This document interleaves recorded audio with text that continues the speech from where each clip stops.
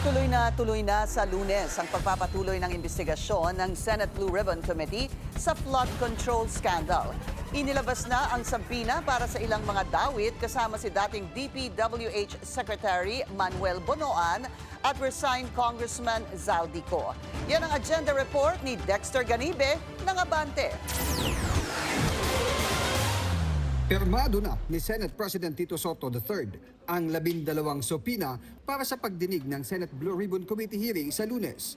Una sa listahan si dating DPWH Secretary Manuel Bonoan na kasalukuyan pang nasa Amerika matapos samahan umano ang kanyang misis na magpapagamot doon. Una na siyang inimbitahan sa huling Blue Ribbon hearing pero hindi na nakasipot kaya subpoena na ang pinadala sa kanya ngayon. At kapag hindi pa rin nagpakita ay maaari siyang ma-cite in contempt at ipaaresto ng Senado.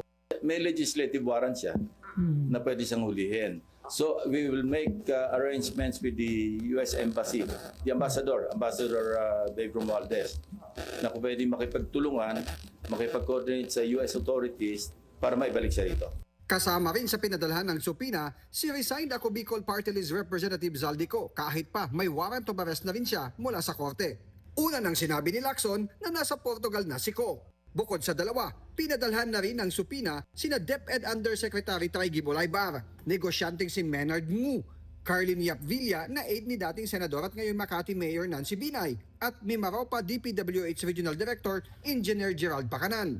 Ganon din sina Engineer RJ Dumasig na kabilang sa tinaguriang Bulacan Group of Contractors o BGC Boys. Dating sundalong si Orly Guteza na una ng tumestigo sa Senado pero hindi na mahagilap pa. John Paul Estrada, Mark Texay, DPWH NCR Director Gerald Opolencia at COA Commissioner Mario Lipana.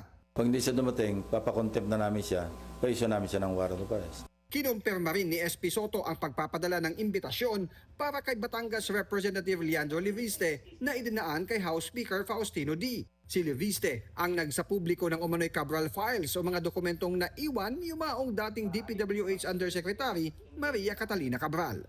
Para sa agenda, Dexter Ganibe, Abante!